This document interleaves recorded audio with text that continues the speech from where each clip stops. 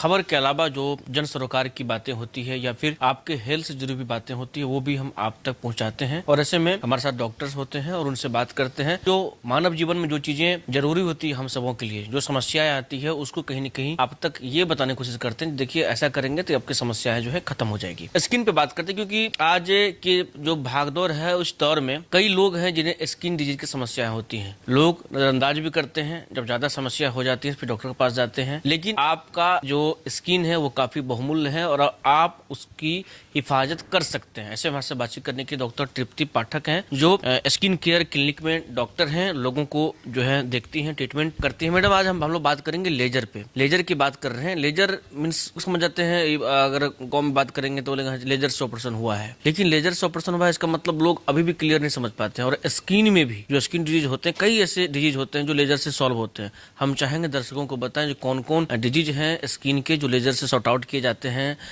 उसके बाद फिर उसकी समस्याएं पे बात करेंगे। लेजर मतलब होता है light amplification of stimulated emission of radiation. मतलब कि लेजर जो मशीन होती है उसमें रेडियो एक्टिव सब्सटेंसेस यूज होते हैं, जैसे कि जिनको लेजर मीडियम बोलते हैं, जैसे आर्गन हो गया, नियॉन हो गया, या फिर क्रिस्टल है जैसे रूबी क्रिस्टल हो गया। इनमें हम लोग इलेक्ट्रिसिटी अगर पास करते हैं तो इलेक्ट्रिसिटी से ये सब्सटेंसेस चार्ज्ड हो जाते हैं और चार्ज्ड पार्टिकल इमिट करते हैं।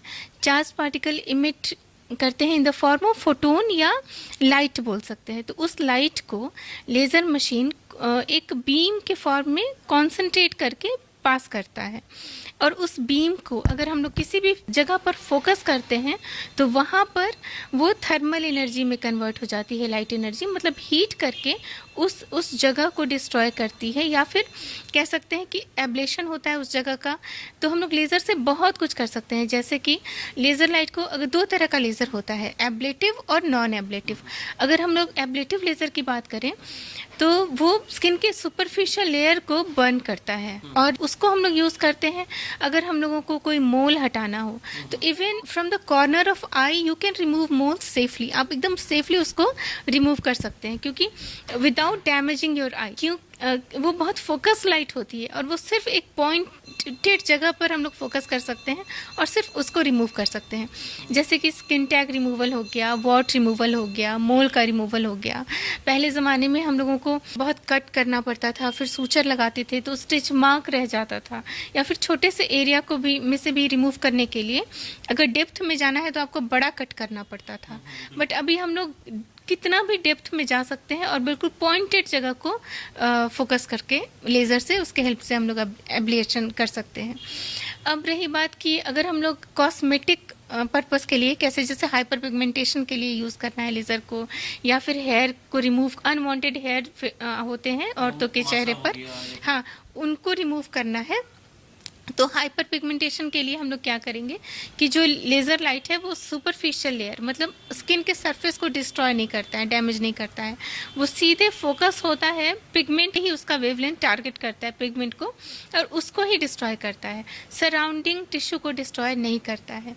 तो हम लोग पिगमेंट का ब्रेक डाउन कर सकते हैं लेज़र से और पिगमेंट ब्रेक डाउन होकर एक्सक्रीट हो जाता है हमारे बॉडी से। Different layers of the skin में हम लोग पिगमेंट को टारगेट कर सकते हैं क्योंकि जो हम लोग के साथ लेज़र मशीन के साथ जो प्रोब दिया गया है वो अलग अलग वेवलेंथ का होता है।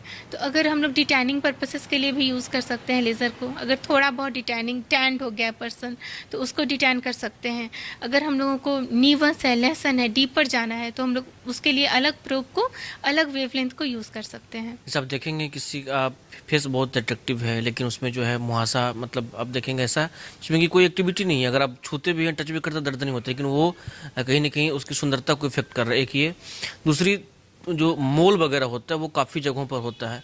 अगर इन सब चीज़ों को हटाना हो कैसे करेंगे समाधान, ये भी इजीली में बताता कि लोग आपसे जुड़े। जी, अगर तिल है या फ्रिकल्स है तो उसको हम लोग नॉन एब्लेटिव लेज़र से सेफली रिमूव कर सकते हैं। अगर आपको मोल है तो वो एब्लेटिव लेज़र से बिल्कुल सेफली रिमूव होता है, उसका भी दाग धब्बा कुछ नहीं रहता। और उसके बाद ये भी मन में लोगों को आता है जो क्या इतना सारा चीज़ें करवा रहे हैं स्किन में, हो सकता है कोई समस्या आ जाए या फिर हो सकता है इसके साइड इफेक्ट से कहीं और बीमारी हो जाए, क्योंकि जो चीज़ें होती जो आप फेस करती हैं तो लोगों को क्या कहेंगे? देखिए, आजकल जो लेज़र यूज़ होता है वो मोनोक्रोमेटिक वेवलेंथ यूज़ किया जाता है, मतलब कि सिंगल वेवलेंथ को ही यूज़ करते हैं और फोकस्ड पॉइंट पे यूज़ करते हैं। तो वो बिल्कुल सेफ़ है, वो बहुत ज़्यादा डिस्ट्रॉय नहीं करता है टिश्यू को, बहुत डैमेजिंग नहीं है, बल्कि उससे कोलाजन रिमॉडलिंग होती है, उसके बहुत सारे बेनिफिट हैं। कोलाजन रिमॉडलिंग से आपको एंटी एजिंग फील आता है। अगर हम लोग सुपरफिशियल लेयर को अपग्रेड करते हैं तो जो नई स्किन आती है वो बहुत यूथफुल होती है और बहुत ग्लोइंग स्किन होती है, उसमें फाइन लाइंस और रिंकल्स भी कम होते हैं। तो धीरे धीरे आप एंटी एजिंग प्रोसेस के लिए भी लेज़र को यूज़ कर सकते हैं। अनवांटेड हेयर का भी रिमूवल बहुत सेफली होता है, ऑलमोस्ट परमानेंट रिडक्शन है हेयर का लेज़र से होता है, क्योंकि लेज़र लाइट जो है वो बाल के रूट में जाके सिर्फ उसको डैमेज करती है और उसके वैस्कुलर सप्लाई को डैमेज करता है। तो इससे क्या होता है कि रूट परमानेंटली डैमेज हो जाता है और धीरे धीरे बाल भी कम हो जाते हैं। जो आप कह रहे हैं कि इसका कुछ साइड इफ़ेक्ट है, तो बहुत टेम्पररी है। आपको 1-2 दिन के लिए रेडनेस हो सकती है, स्वेलिंग हो सकती है, या फिर अगर 1-2 दाने निकल सकते हैं बम्प्स, वो भी 1-2 टेम्पररी है। उसके लिए हम लोग एंटी इन्फ्लेमेटरी क्रीम देते हैं लेज़र के बाद, 1-2 दिन में आप ठीक हो जाएंगे। और जो बहुत रेयर साइड इफ़ेक्ट्स हैं जैसे कि डिस्कलरेशन, तो वो बहुत ही रेयर है, बहुत कम होता है। और कुछ लोग बोलते हैं कि कैंसर तो नहीं हो जाएगा। ये मेरा भी सवाल यही था, हम बोलना नहीं चाहते, लोग ये भी कहते हैं। कैंसर जो है वो यूवी रेज, सनलाइट वाले यूवी रेज से होता है, यूवी ए यूवी बी। लेकिन जो लेज़र लाइट में यूवी रेज यूज़ होता है वो यूवी ए यूवी बी नहीं है, वो सनलाइट वाला यूवी रेज नहीं है, तो उससे आपको कैंसर नहीं होगा। कुछ लोग बोलते हैं वापस से बहुत ज़्यादा बाल आ जाएंगे, तो बिल्कुल नहीं आएंगे, क्योंकि लेज़र रूट को परमानेंटली डैमेज करता है, हेयर रूट को। तो वो वापस से आपको कोई बहुत बड़ा साइड इफेक्ट नहीं होने वाला है, बहुत सेफ है आजकल लेज़र। अच्छा, एक और अंतिम सवाल, सर अंतिम क्या, इस पे हम लोग को बात करना चाहिए, क्योंकि अमूमन देखेंगे जो एक ट्रेंड चला है लोगों में टैटू का बनवाना, और कई ऐसे होते हैं जो टीनेजर लोग अनवांटेड जगह पे बनवा लेते हैं और बाद में उन्हें लगता है जिसे हटाना चाहिए। तो क्या लेज़र जो आपके यहाँ टेक्नोलॉजी है जो आप करती हैं स्किन केयर क्लिनिक में, तो क्या इससे वो चीज़ें हट जाएंगी, या फिर टैटू है तो हट जाएंगी, घबराए नहीं, क्या लोगों को आप ये भी कह सकती हैं?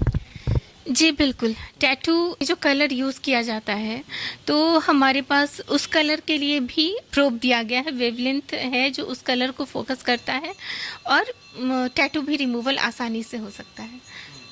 और बहुत पेनफुल नहीं होता है ये सब प्रोसीजर, क्योंकि हम लोग पहले टॉपिकल एनेस्थीसिया लगा के, मतलब क्रीम लगा के थोड़ी देर पेशेंट को बैठाते हैं और उसके बाद लेज़र करते हैं, तो वो बहुत पेनलेस है, किसी को पता भी नहीं चलता है। तो सपोज करिए पूरा हैंड है उसका टैटू से भरा पड़ा हुआ, अब उसे हटवाना हो तो क्या इजीली हटवा लेंगे? बिल्कुल इजीली, 1 से 2 सिटिंग्स लगती हैं। पहले सिटिंग में थोड़ा कम हो जाएगा और दूसरे तीसरे सिटिंग में ख़त्म हो जाता है। मतलब जो स्किन पुराने वाले स्किन थे वो स्किन आ जाते हैं? जी बिल्कुल आ जाते हैं। अच्छा। हाँ। अच्छा, इस सब चीज़ों के पीछे एक और चीज़ जानना बहुत जरूरी है, क्या ये सब कॉस्टली है? बात करें तो जस्ट लाइक जैसे इससे पहले भी PRP थेरेपी के बारे में हमने आपसे सुना था, तो नहीं लोग इसको एक बहुत जोर शोर से पेश करते, ऐसा बात नहीं है। आपने बजट जो बताया था वो काफी पॉकेटेबल बजट था।